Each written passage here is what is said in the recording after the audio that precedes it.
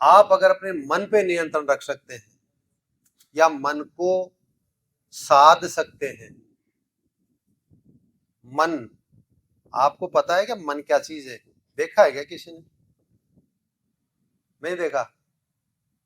इसके चक्कर में दुनिया आई है, गई है, आती रहेगी, जाती रहेगी, लेकिन इसको समझ पाने वाले बहुत कम लोग हैं। और ये जो मन है ना, ये व्यक्ति को बहुत ही ऊंचाइयों तक ले जाता है, और यही मन है जो व्यक्ति को गर्त में भी ले जाता है।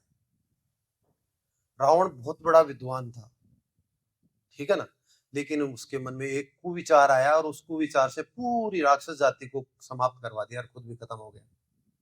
सिंगल एक थॉट, एक ऊर्जा की किरण निकली उसके दिमाग से, सीता का अपहरण कर लेते हैं, ठीक है ना। बस एक विचार ने सब कुछ खत्म कर दिया, उसका सर्वनाश कर दिया। आपकी तरह, आप जैसे कोई अभी मैं अलग अलग नाम 3-4 कॉलेज ही यहाँ हैं जो बैठे हैं, आपको कॉलेज में पढ़ाते हैं, सब स्टूडेंट्स को एक साथ एक ही विषय वस्तु पढ़ाई जाती है, नंबर सबके अलग अलग आते हैं। इसका मतलब आपकी गढ़ने में कहीं कहीं अंतर है, यानी कि आपके निर्माण में डिफरेंस है कहीं ना कहीं। टीचर पढ़ा सेम रहा, लेकिन आप ग्रहण कुछ अलग कर रहे हैं, और जो ग्रहण कर रहे हैं उसको अलग अलग रूप में स्वीकार करने समझ रहे हैं। तो आपका जो निर्माण है ना, वो आपके मन पर निर्भर करता है। अगर आपका मन सही दिशा में सोच सकता है, ये मन है जो आपको कहीं का कहीं ले जाता है। कालिदास महामूर्ख था, तिलोत्तमा से शादी के लिए तिलोत्तमा ने शर्त रख दी कि मेरे प्रश्नों का जो जवाब सही देगा मैं उसी से शादी करूंगी। राजकुमारी थी, तो जितने भी राजकुमार थे उन्होंने पूरे प्रयास किए, लेकिन उसके प्रश्नों का जवाब नहीं दे पाए। उन्होंने सोचा कि इस राजकुमारी को अकल तब आएगी जब इसको ऐसे मूर्ख आदमी से शादी कराएं जो बिल्कुल महामूर्ख हो, ये अपने इंटेलिजेंस के लिए बहुत ज्यादा घमंड कर रही है। तो उन्होंने, जो राजा थे, उन्होंने ऐसे आदमी को ढूंढना शुरू किया। तो जंगल में जा रहे थे, ढूंढते ढूंढते तो एक व्यक्ति जिस डाली पे बैठा था उसी को काट रहा था। वो श्रीमान कालिदास जी थे। उन्होंने सोचा इससे मूर्ख कोई नहीं हो सकता इस दुनिया में। उसको पढ़ा के लाए, तुम्हें 3 प्रश्नों के जवाब देने हैं और जैसा हम कहें वैसा जवाब देना है। राजकुमारी ने 3 प्रश्न पूछे और उनके सटीक जवाब कालिदास ने दिए, मूर्खतापूर्ण। लेकिन राजकुमारी ने देखा तो बहुत इंटेलिजेंट है, मेरे प्रश्नों का जवाब दे दिया, इसके साथ शादी होगी। जब उसको शादी के बाद पता लगे तो मूर्ख है, तो उसको धुतकारा कि मैं तो क्या सोचती थी, क्या हो गया। तो कालिदास जी ने कहा ठीक है, अब तो मैं तभी आऊंगा यहाँ पर जब मैं महापंडित बन जाऊंगा। कालिदास जी ने उसी दिमाग, उसी मन को साधा, नियंत्रित किया, पढ़ाई की, विद्वता अर्जित की, और वापस आके एक दिन किवाड़ खटखटाया। तो तिलोत्तमा ने कहा कि कौन?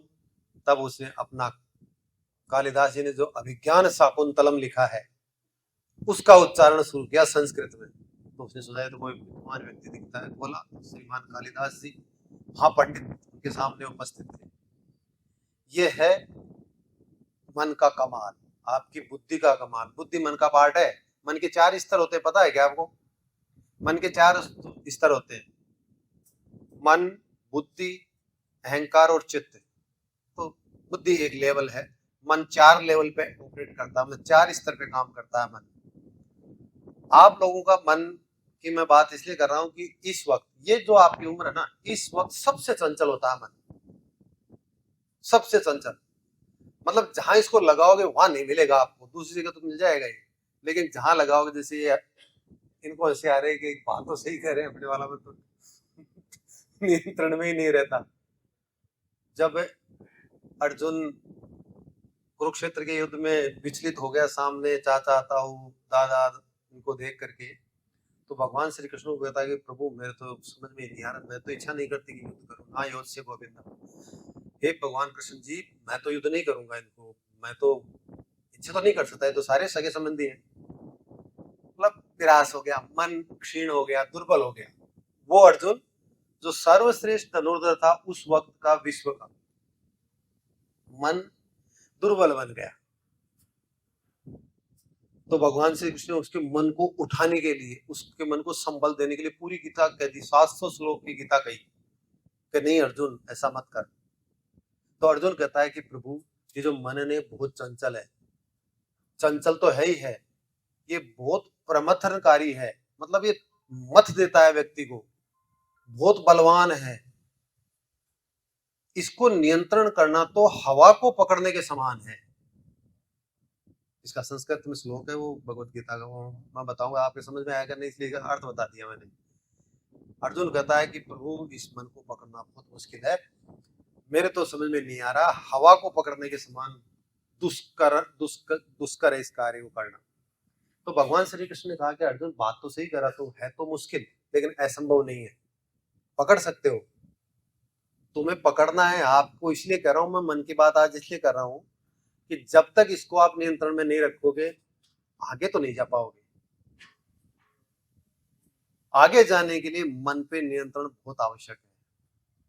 तो भगवान श्री कृष्ण कहते हैं असंशयम महाबाहो, हे महान भावों वाले अर्जुन, इसमें कोई संदेह नहीं है कि मन चंचल है, लेकिन अभ्यासेन तु कौन्ते वैराग्येण च गृह्यते, अभ्यास और वैराग्य से इस मन को तुम पूर्णतः नियंत्रण में ला सकते हो।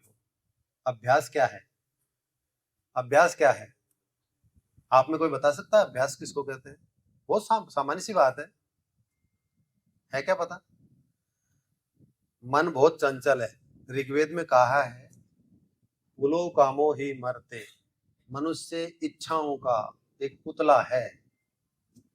आपके मन में लड्डू फूटते हैं सारे दिन, ये कर लें, वो कर लें, ये मिल जाए, वो मिल जाए, होता है ना? सबके यही होता है, लेकिन कल्पना मात्र से कुछ नहीं होता। उद्यमेनि सिद्ध्यन्ति कार्याणि न मनोरथे, मैं ही सुप्तस्य सिंहस्य प्रविश्यन्ति मुखे मृगा। सिर्फ कल्पना मात्र से कुछ नहीं होता, मनोरथ करने से कुछ नहीं होता, मेहनत करनी पड़ती है, उद्यम करना पड़ता है। और आपको उद्यम ये करना है कि आपको अपने मन पे नियंत्रण करना है।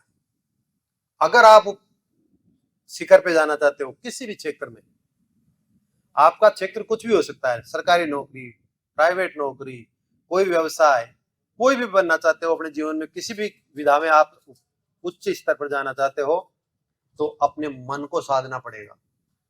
जब दुर्योधन कहता है कि ये दुनिया तो मेरे और अर्जुन दोनों के लिए छोटी है, दोनों में से एक ही रह सकता है इस दुनिया में, तो भीष्म पितामह दुर्योधन को कहते हैं कि दुर्योधन तेरी सोच को बदलो, सोच की दिशा को बदलो, कि तुम्हारा सर्वनाश कर देगी। वो कर दिया, अंत में उसने बदली नहीं। दिमाग, सोच, व्यक्ति, भगवान बुद्ध ने कहा है कि व्यक्ति का दिमाग ही सब कुछ है। The mind is everything. वो कहते हैं कि जैसा आप सोचते हो ना, ठीक वैसा ही बन जाते हो। आपके मन में कैसे विचार आते हैं, ये बहुत महत्वपूर्ण है।